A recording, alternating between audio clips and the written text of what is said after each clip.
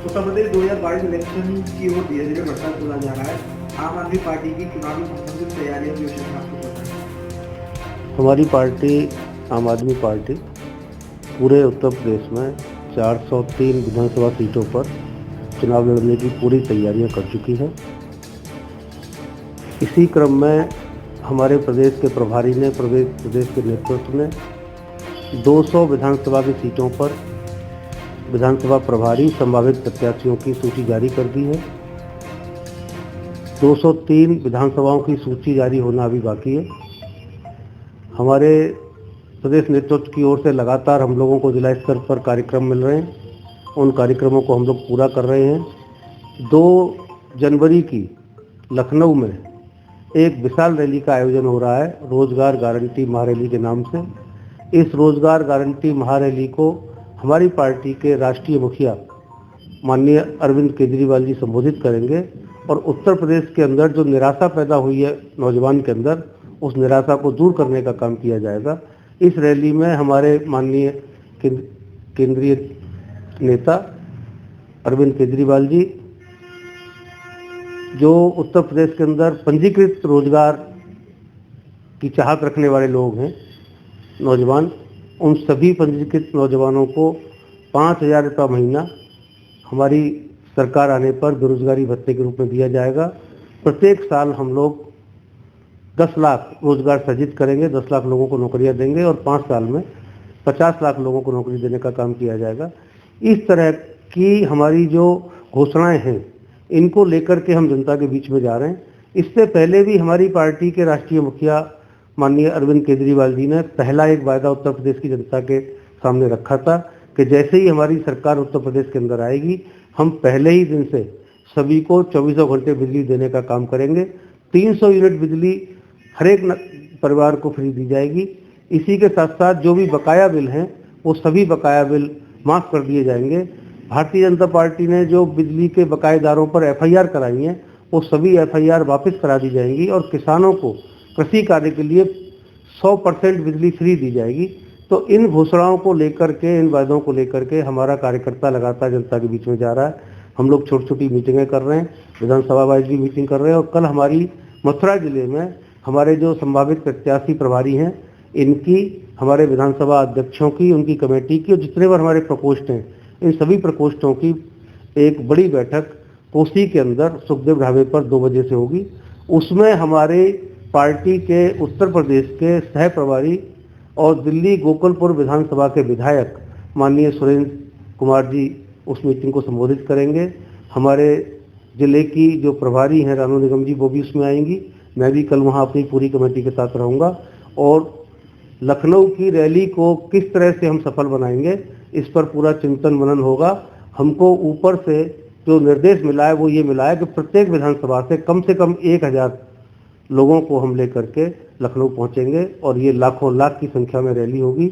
और मुझे बहुत अच्छा लग रहा है कि 2022 के पहले ही दूसरे दिन हमारी पार्टी उत्तर प्रदेश में रैली करेगी और हम आदरणीय केजरीवाल जी हमारी राजनीति का शंखनाद करेंगे।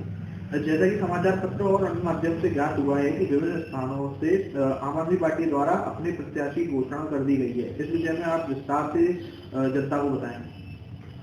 प्रत्याशी हम लोगों ने घोषित किए हैं, ये अभी संभावित प्रत्याशी हैं, जैसा कि हमें ट्वीट पर मिला था हमारे संजय सिंह जी के माध्यम से।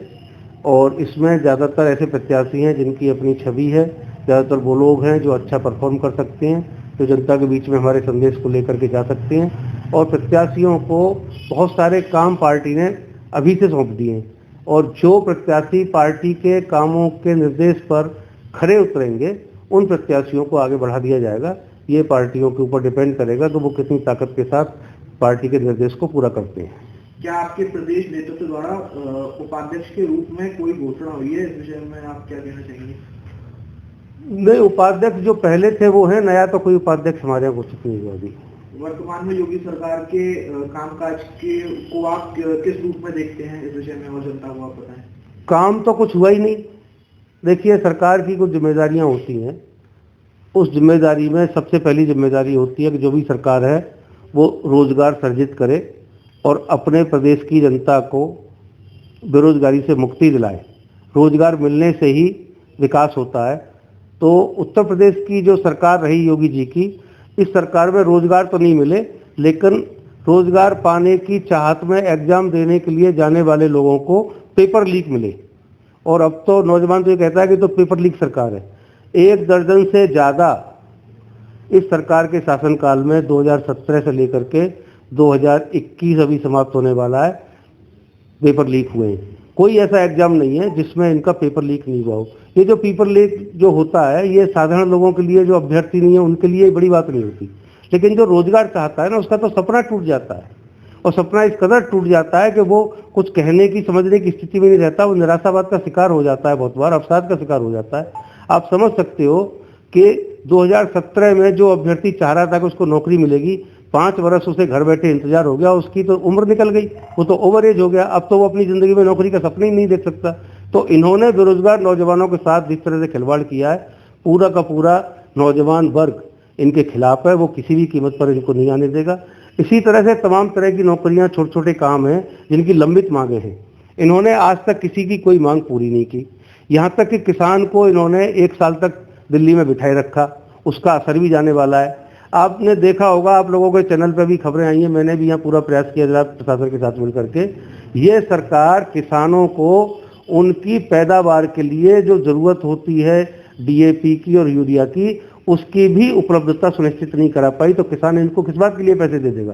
जो कट्टा आता था जिस कीमत में, उसे 1.5 और दोगुनी कीमत में ब्लैक में बेचा गया और किसान को ब्लैक में खरीदना पड़ा। और उससे भी ज़्यादा भयंकर बात यह है कि ब्लैक में भी खरीदने के बाद नकली खाद मिला, उससे फसल ही नहीं उगने में आई। तो किसान तो इनको किसी भी कीमत में बर्दाश्त नहीं करेगा। महिलाओं की स्थिति यह है कि चलती बसों में बलात्कार, महिलाओं को जला दिया गया बलात्कार करने के बाद, महिलाओं को मार दिया गया बलात्कार करने के बाद। एक नहीं अनेकों खबरें हमारे मथुरा में हैं, दलितों के साथ अत्याचार और बलात्कार। मेरी समझ में नहीं आता कि भाजपा को वोट देगा कौन और ये किस नाम पे मांगेंगे।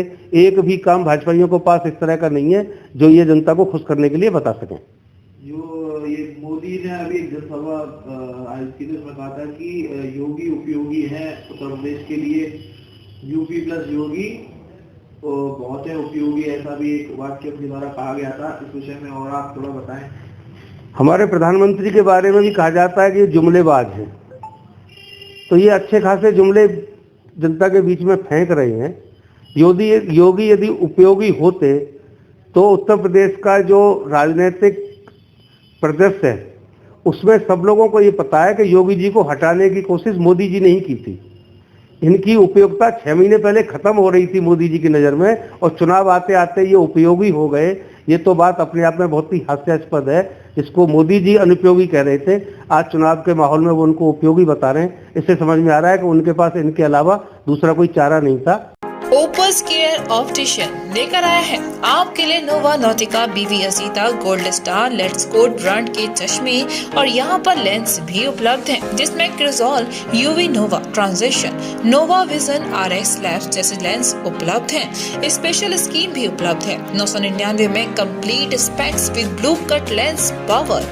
तो आज ही आए Opus care optician, first floor Arena wellness, opposite Moti Manzil, main gate Radhika Bihar, phase 2 Mathura.